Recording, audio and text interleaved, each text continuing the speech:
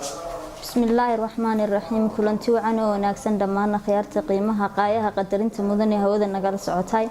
waxaan caaw idin soo jeedin doonaa barnaamij ku saabsan aan kaga hadlayno xuquuqda haweenka anaga oo kaga faa'iideysanana 8 Maarso oo ah maalinta haweenka adduunka barnaamijkan waxa caaw igu martay Najaad Axmed Cumar Najaad Magool inta aan barnaamijka u guda galin waxaan doonayaa inaan iyada la yar hadlo kadib Najaad ku soo dhawo barnaamijkan wandhow walaasha aswaan ma hada dhan waxay sugantahay Allah subhanahu wa ta'ala ilaahay soo keensamay ma hada labaad waxa iska leh adiga iyo teamkaaga waxaan ambaliyo iyo bogaadin u diray dhamaan haweenka adduunka gaar ahaan haweenka Soomaaliyeed waana ku dhaway barnaamijka ku soo marti qaaday 8 Maarso waa maalin ugu qaali dhamaanteen aanan guda galin barnaamijkan kaga hadlayno xuquuqda haweenka waxaan Najaad weydiinayaa taariikh nololeedkaaga oo kooban wandhow walaasha aswaan waad mahadsantahay walaasha aswaan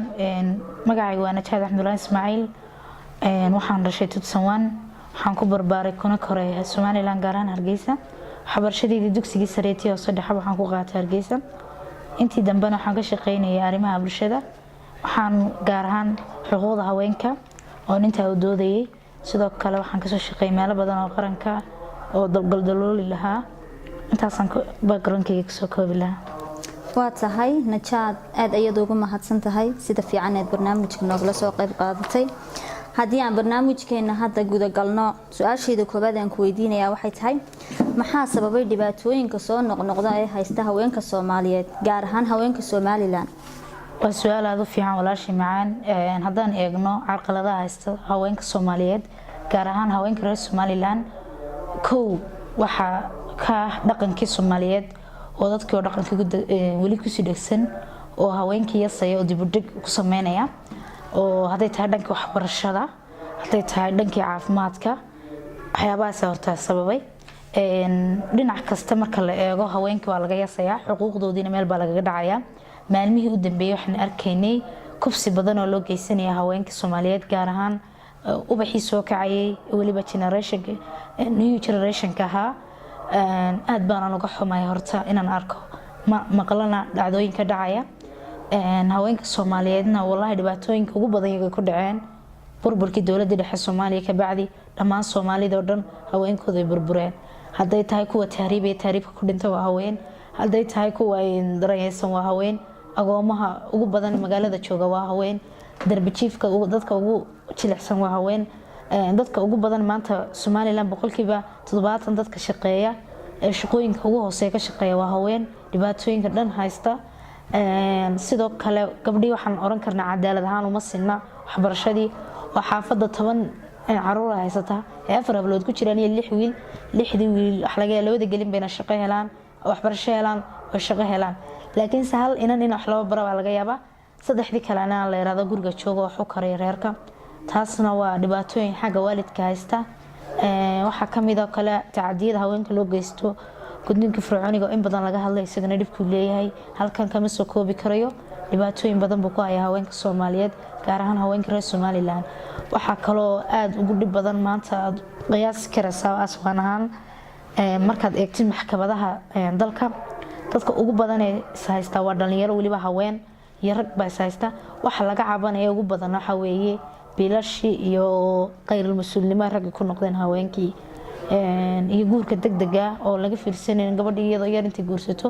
haddana dhibaatooyin kale ka hor imanayaan iyo carqalado iyadoo mas'uuliyad qaadi kareen dhibaatooyin kale badan way jiraan tahay tan ugu daran imka kufsiga haday tahay dilka waxaan ogeyn kufsiga ugu darnaa wiigi dhaweyd dhacay Aisha Ilyas galkaayo ka dhacay kii ka soo horeeyay gabadha yareed ku dhacay kii ka soo horeeyay galgadood ka dhacay wiigan dhexdiisa waxa dhacay gabadh Mareykan lagu dilo Soomaaliyeed oo la googooyay marka wallahi dib baan haweenka Soomaaliyeed qabnaa ilaahay ka saaran leeyahay waa tahay Najaad haddii aan su'aashaadii hore ka hadlaysay kufsiga aan dib ugu soo noqdo maxaad madaxda Soomaaliyeed ka codsanaysaa inay ku ciqaabaan dadkii Aisha sidaa u galay iyo hablihii la midka ahaaba waa mahadsantahay aswaan Aisha waxay gilgishay qof kasta oo damiir leh qof kasta oo caqli leh qof kasta oo fikiraya ay dareenkiisa kicisa way gelgishay haday tahay rag iyo haday tahay dumarba Aisha dhimatay baan leenahay laakiin se waxaan nool dadkii Aisha dilay anigu waxaan baaq u dirayaa dhammaan ummadda Soomaaliyeed gaar ahaan dadka madaxda u ah dhulkii Soomaaliyeed anoo kala qaadan shantii Soomaaliyeed meel kasta ay joogaan waxaan leeyahay halo cadaalad la hor keeno dadkii Aisha saa u galay haweenka Soomaaliyeedna mid baan leeyahay waxaan leeyahay sheekadii 3 saac ee maalinba mid loo gaarsinayay yaanay nagu dhicin hadeen maanta Aisha ka hadweyno beritoole inaga inagu dhacaysa Hargeysa lagu imanaya Burca lagu imanaya Jigjiga lagu imanaya Djibouti lagu imanaya Muqdisho lagu imanaya marka waa inaan ka dhiidhina kubsiga dawladana waxaan leeyahay waa inta mustaqbalkeedii baa la tuuraya aayad dambe male rajo dambe male moral dambe male waa inay maxay haday cadaalad la helaa buuxda oo qof kufsada loo dilaa waa taynata su'aashida labaad hadii aan ku soo noqdo sidoo looga bixi karaa dhibaatooyinka haysta haweenka wal mahadsantahay waa su'aal fiican walaal macaan dhibaatooyin badan baan soo sheegnay haweenka haysta haday tahay dhinaca tacliinta horta waxa laga bixi karaa haweenka Soomaaliyeed shantii Soomaaliyeed baan kala qaadeen daafa dunida meel kasta ay joogaan inay garab iyo gaashaan iska dhigtaan iyo garbaas qabsadaan oo iyagu meel ay iska soo saaraan waayo waxaan aragnaa ragii ka siyaasiga ma ogola gabar siyaasiyada oo hor socoto ka horeysa ka dhaqtarka ma ogola gabar dhaqtarada ka horeysa kan businessman-ka ma ogola gabar businesskiisa ka horeysa hatta macalinkan ogola in macalinka fiicanada gabadha soo baxdo siiba dhaaf iyo sitaanka iyo dhibaatooyinka haysta haweenka marka waxaan leeyahay hablaha Soomaaliyeed inay hankooda meel mariyaan yigsigoodana dheereeyaan aqoontoodana koriyaan aanay ka baxaan halkay taagan yihiin oo reer hebelkayga iska saaraan for example anigoo siyaasi maanta hadaan soo sharaxoon dalkay dadka daacad u ahay laga yaabaa in adeerkeed inanta soo sharaxo anu dalkay dadka daacad baan laakiin in adeerkeed shilin lacaga siimayo qarankana ma shaqeynayo wuxuu boobay wuxuu dhucu soo baxay waxay codkiisina in adeerkeed taasna waa taa halka ina dhigtay hadayna haweenka reer Soomaaliland waxaan leeyahay waxaan qaadanay nidaamka dimuqraasiga asxaabta badan taasuna waxay cadeynaysaa in qof kasta xisbigu ku qanacsan yahay tago oo iska sharaxo oo ka shaqeeyo marka haweenka waxaan leeyahay garbaha isqabsado idinka la isku soo dhacay waa maxay caqabadaha haweenka ka hortaagan in ay ka qayb qaataan siyaasadda dalka waa su'aal fiican walaashay aswaan waan kaaga mahadcelinayaa barnaamijkaagana su'aashan waan kaaga mahadcelinayaa carqalado badan baa haysta haweenka Soomaaliyeed oo siyaasadda ka hortaagan marka la eegayo shantii Soomaaliyeed horta waan ku amaanayaa Djibouti waa meesha kaliya hanka siyaasadeed Soomaalidu ay ka horumartay Djibouti waan uga hambalyeynaya laakiin se hadaan eegno Somaliland wana sidaro baarlamandan oo 15 sano golaha wakiilada fadhiyay 15 sano in hal xildhibaan oo gabadha ku jirto sidoo kale waa nasiib daro in Puntland xildhibaanadiis hal gabar ku jirto sidoo kale waa nasiib daro in 30% haweenka baarlamaanka Soomaaliya haween la siiyay oo aad bay gulitaan in 40% at least oo ay baahida dalka u qaba haweenka ay wax badbaadin kara for example hadaan soo qaadano dalka Rwanda la yiraahdo horumarkii gaadhay waxa gaarsiiyay haween 180 ama 70% waa haween dadka xilalka ka haya wasiirada markaas hadii haween talada loo dhibo waxa imanaysa in is-aaminaad iyo shaqada daacad loo noqdo 100% way ka fiican yihiin ragga in haweenka laakiin carqaladahaas haysta hablaha iyo dhibaatooyinkaas dhaqanka iyo kale gabadha ay soo sharaxdo waxa la oranayaa in adeerkeeda Mareykanka yimid oo dadkii beerta ka soo baxaya 30 sano beerta ku jiray soo gal xilka iyadina waa la casilaya waxa la oranayaa gabadha baatay dib u noqo waatay wali waxaan ku guda jirnaa barnaamijkeena aan kaga hadlaynay xuquuqda haweenka hadii aanu noqdo su'aashayda afraad sideed u aragtaa kootada haweenka laga siiyay baarlamaanka والله horta madaxweynaha Jamhuuriyadda Soomaaliland Muuse Biixi Cabdi Xildhiid waan ku hambalyeynaa kootada oo siiyay hablaha inkastoo aan ku qanacsanayn anigu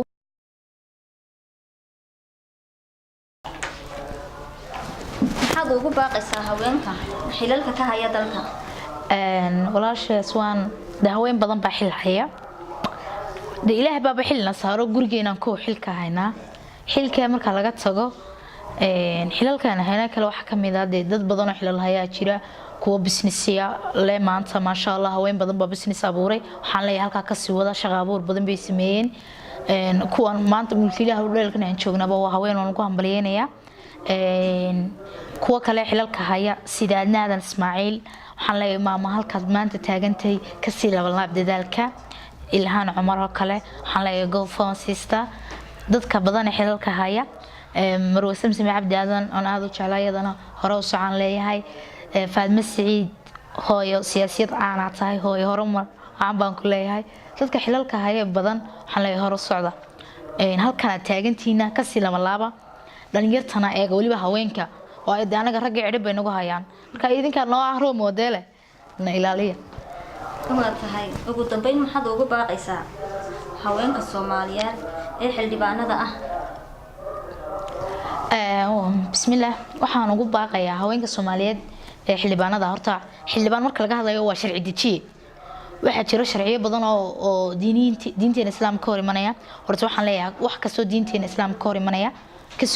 soo horjeesta oo ha ku taageerin xildhibaanada kale wax kasto qarankeena ama dhulka Soomaaliyeed lidko ah na ka soo horjeesta waayo idinka nooga mas'uula dhulkii iyo sharcigii dalka waayo badeena maanta hadii la qaato for example dan soo qaato bada Kenya imka la siinayo waa nasiib daro haysato umada Soomaaliyeed oo dhan shantii Soomaaliyeedba marka waxaan leeyahay haweenka Soomaaliyeed ee xildhibaanada waa inay ka dhiidhiyaan oo ay u ogolaanin inay saxiixaan madaxda dalka dhulkan la xaraashin oo bayada anaga u soo kacayna anaga jiilkii naga dambeeyay qarniyeen doonayna soo qarniyeen soo nooleen inaan qarniyeen ubadkeena ku sii noolaado marka xaraashka inaga ilaaliya daragna oo waraabayaale shilinka markay arkaan bay iibinayaan dekadii markabkii badibe haweenka waa iyaga sharci dejina sidoo kale waxaan aad ugu hambalyeeynaa hooyo Baar Saciid gabadha 15 sano ku dhawaad golaha baarlamaanka Soomaaliland fadhiday rag badan la tartantay rag badan indhahooda xastay dan arko inay dad badan iska soo saartay sidoo kale xildhibaanada hadeer ku soo biirtay golaha baarlamaanka Puntland iyadana waxaan leeyahay halka baar gaadhiye meel ka sareysan ku rajeynaa insha Allah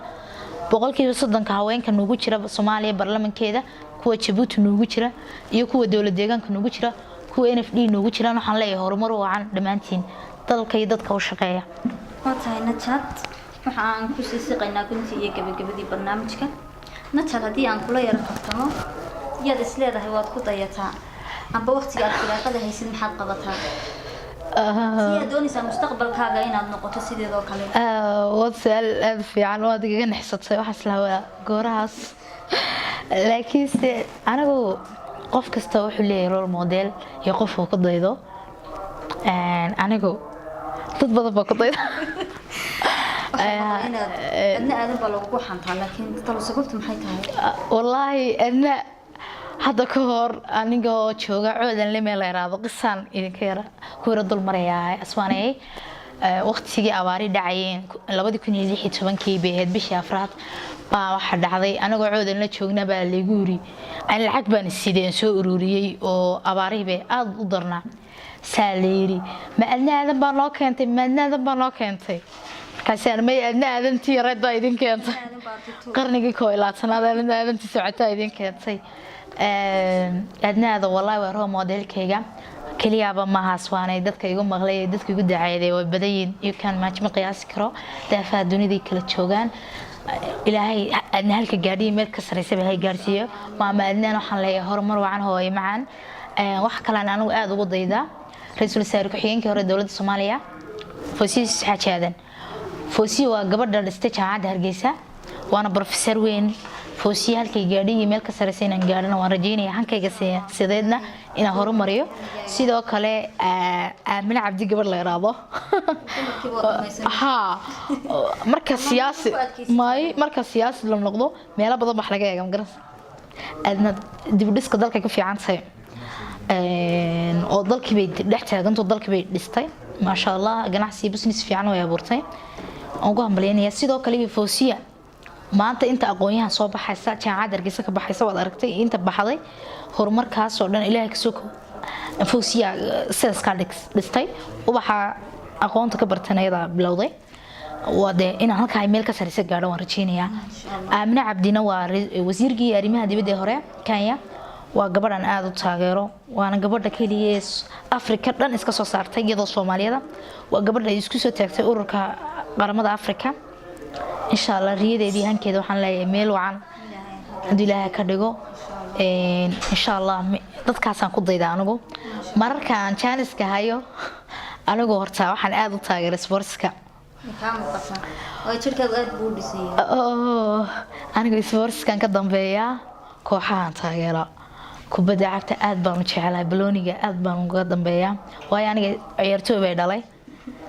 aniga aabbahay baash 7 ku ciyaari jiray ana lambarka 7 ka waan ka dambeeya xidigan 9 sano ku dhawaad taageerayna lambarka 7 ka uu sitay marka anigu horta kubadda cagta waan ka dambeeya waxyaabaha markaan Janiska hayo waxa kamid ah aan ku madadaashay kamid tahay kubadda cagta sidoo kale geemka waliba kubadda la ciyaaray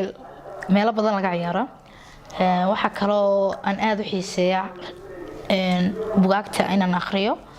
noveliska oo aad u jecelahay bugaagta waaweyn iyo kuwa sheekooyinka iyo kuwa wax ka dhaxli karo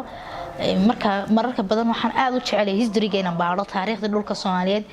Soomaaliya hadaan xagan ka imanay waxyaabahaas kamid ah markaa saaxiib waa tahay aan kabtankayga wali ku sii socdo najaad Magool bad ku magac dheer tahay laakiin Magool maxaa lagu bixiyay magaca Magool aad sabab igu baxay anigu aadiis jooga waxaan jeclahay hees qaato Khalifa Xalimo Umar Khaliif Magool oo aad u jeclaa marka Xalimo Allah yarxam raximo way dhimatay imika dadku marka saddex siyaabood bay heesta gabadha magaceeda lagu sii mid Xalimo wala garanay isaga jirkeeda idinka ma sheekayna si aniga marka labaad kale marka heesta ku luuqayna si aan ugu luuqaynayo isku soo dhawaad inkastoo aan hooyada gaareen Allah yarxam raximin marka saddexaad anigoon adduunka ba iman oo dhalan ba islaan ayay igu riyootay oo aan dhashay inaan hooyada u dhalatay oo saddex magac loo bixiyay Magool iyo Kawsar iyo Degan markaas Magool saddexdaas baabood bay ku yimid waa tahay waxaan soo gaarnay gunti iyo gabagabadii barnaamijka waxay idila socodsiinaysay barnaamijkan Aswaan Cabdi Ismaaciil aniga ku magac dheer Aswaan UK waxaan aad iyo aad ugu mahadcelinayaa Najaad sidoo kale waxaan aad iyo aad ugu mahadcelinayaa hotelka Starbucks gabadhii nagu casuuntay kamaramaanayaashayda Ibrahim Cabdi Buraale oo ku magac dheer Qays Yaxya Cabdalle isaguna saaxiibkaya sidoo kale Cabdi Xakiin oo ku magac dheer Nuuriye aad ayaan ugu mahadcelinayaa inta aynu barnaamij la mid ah ku kulmi doono aniga iyo farsamo yaqaaniintaydu waxaan idinkaga tageynaa salaamullaahi calaykum wa rahmatullaahi wa barakaatuh